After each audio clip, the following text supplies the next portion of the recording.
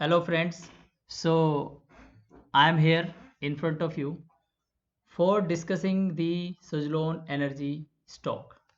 क्यों हम सुजलोन की बात कर रहे हैं? क्योंकि बहुत समय से सुजलोन का बड़े चर्चा में है। सुजलोन न्यूज़ में इधर उधर जो इन्वेस्ट कर रहे हैं उधर उधर सब कह रहे हैं भाई भाग रहा है स्टॉक, बड़ा ज़बरदस्त स्टॉक भाग रहा है।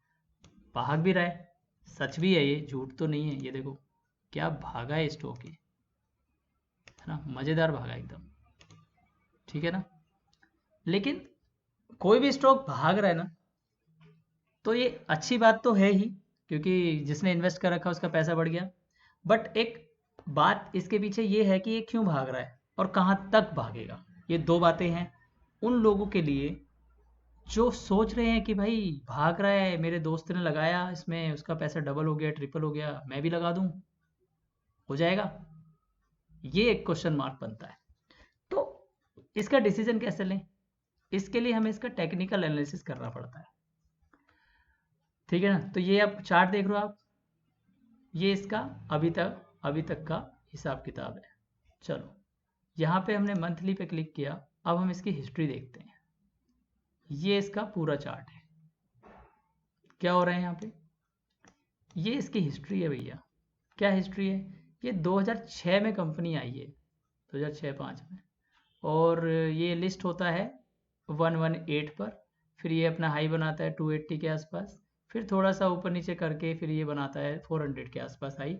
और 400 के आसपास आने के बाद ये कंपनी धड़ाम से नीचे आ जाती है और इसका शेयर प्राइस हो जाता है मात्र 38 रुपीज़। अब आप ज़रा सोचो, कोई स्टॉक 400 रुपये का था और वो सीधा 38 आ गया। लेकिन इसको 38 आने में कितना समय लगा, ये एक इम्पोर्टेंट पॉइंट है। मैं तुम्हें बताता हूँ। ये स्टॉक 115 रुपये था, इसको 400 रुपये आने में कितना टाइम लगा? 2005 से 5, 6, 7, लगभग 3 साल लगे। और ये यहाँ से 2000, नीचे देखो आप डेट, 2007, और ये यहाँ पर नीचे गिरा 2008, यानी एक ही साल में। यानी कोई स्टॉक 3 साल में एक अच्छी हाइक देता है, अच्छा प्राइस मूवमेंट देता है, फिर वो एक ही साल में इतना गिर गया।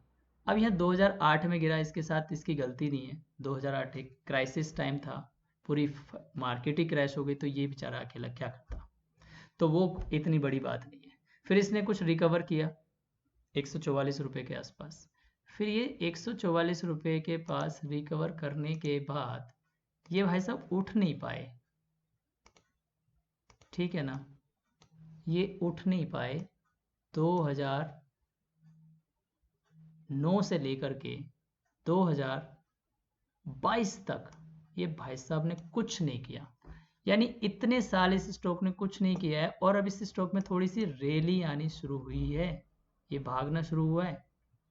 ठीक है ना, समझो। तो टेक्निकली मैं क्या बोलूँ इसको, it's a good stock? Of course not. कैसे पता लगता है टेक्निकली कोई स्टॉक अच्छा है कि नहीं है? चलिए मैं आपको थोड़ा सा उसका हिसाब किताब बता देता हूँ। इसी कैटेगरी का एक स्टॉक है सेम, यानी मैं आपको दिखाता हूँ अभी, जस्ट अ मोमेंट। ये देखिए, ये जो है इसकी दूसरी बहन है, ये बहन कह लो, भाई कह लो, कुछ भी कह लो। ये अपार इंडस्ट्री 51% है और एक सीजी पावर है। तो जब हम अपार इंडस्ट्री का चार्ट देखें, ठीक है ना, वो कुछ ऐसा दिखता है। सी, ये अपार इंडस्ट्री का चार्ट है। क्या दिख रहा है ये चार्ट? दिख रहा है आपको कुछ? मस्त चार्ट दिख रहा है ना। यानी ये कंपनी यहाँ से आई, ये साइडवेज में था थोड़े दिन, देखो ऊपर नीचे हुआ है, बट देखो इसकी चाल देखो आप, चाल बड़ी मस्त है इसकी, चाल बड़ी मस्त है रे भैया। क्या चाल मस्त है रे भैया, हम आपको बता ही देते हैं इसकी चाल क्या मस्त है। तो देखिए, कोई भी चार्ट होता है ना, वो कोई भी वो होता, अप होता है, फिर डाउन होता है, फिर थोड़ा सा साइडवेज जाता है, फिर नीचे आता है, फिर ऊपर आता है, फिर इधर आता है ना। तो ये ऐसे करके अपनी चालें बनाता है, और चाल बनाने के बाद फिर रिट्रेस करता है, फिर ऊपर जाता है। ठीक है, ये देखो, क्या बढ़िया स्टॉक है ना। तो ये भी चार्ट आपका उसके मुकाबले मतलब उससे बेटर है। क्यों बेटर है बताइए। क्योंकि जब से आया है ना तब से अपने प्राइस के आसपास है या फिर उससे ऊपर है, नीचे तो नहीं गया। थोड़ा बहुत नीचे जाएगा कोई दिक्कत नहीं है। यानी कोई भी स्टॉक अच्छा कब है, जैसे मान लीजिए एक सर्टेन लेवल पे वो आया, यहाँ पे आया, यहाँ से थोड़ा ऊपर गया, फिर नीचे आया, ठीक है, फिर ऊपर गया, फिर और नीचे आया, अपने प्राइस के आसपास थोड़ा बहुत नीचे आया, ऐसे आया, ऐसे आने के बाद फिर वो यहाँ से फिर आता है, ऊपर जाता है। तो ऐसे स्टॉक होते हैं परफॉर्मिंग स्टॉक, इनको हम परफॉर्मिंग स्टॉक कह सकते हैं, ठीक है ना। ऐसे ऐसे जो चलते हैं, यानी ऊपर नीचे होना मतलब कोई स्टॉक अप प्राइस जा रहा है नीचे प्राइस जा रहा है वो प्रॉब्लम नहीं है, बट उसका जो डायरेक्शन है ना दैट इज़ वेरी इंपॉर्टेंट, ठीक है ना, किसी भी स्टॉक का। तो ये हमने आपको बताया, ठीक है ना। अब सुजलोन में क्या करना है, आप समझदार हो, आपको क्या समझ में आया।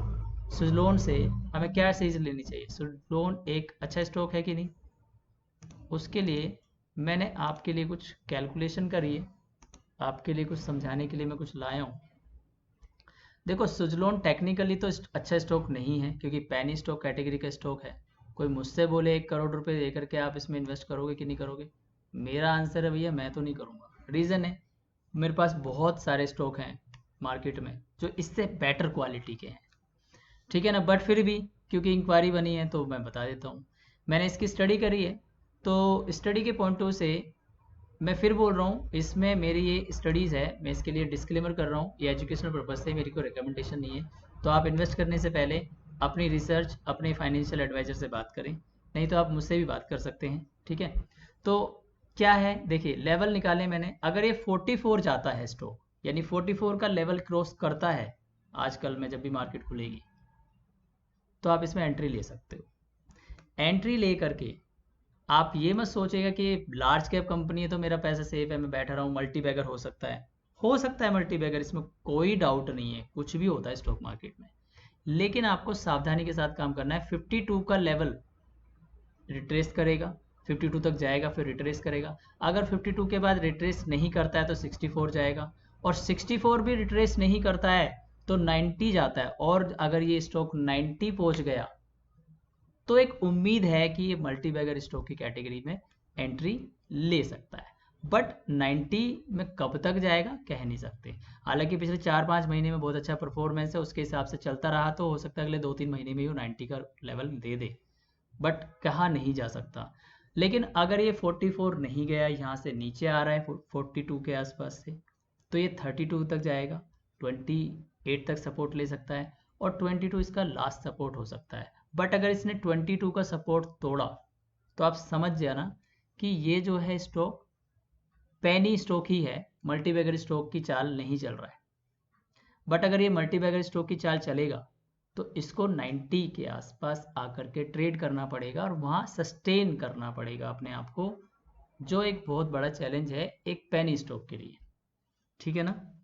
तो ये है मेरा इस पे व्यू। और जैसे मैंने लेवल्स निकाले हैं, जैसे मैंने अपना व्यू दिया है, ये आप भी सीख सकते हो, बहुत आसान है, ठीक है ना। इसको सीखना बहुत आसान है। अगर आप इसको सीखना चाहते हैं तो मेरी वेबसाइट vijaysir.com पर विजिट कर सकते हैं। मेरी वर्कशॉप है 24 नवंबर को, उसमें आकर के आप ये सीख सकते हैं, मैं कोशिश करूँगा आपको सिखाने की।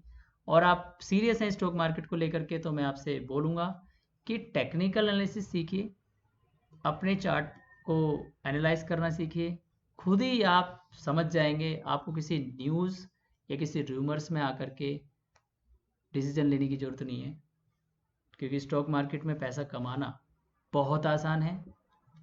टफ ये है कि हम अपने पैसे को कैसे सेव करें, कैसे प्रोटेक्ट करें, और यही हम टेक्निकल एनालिसिस में सीखते हैं, ठीक है ना।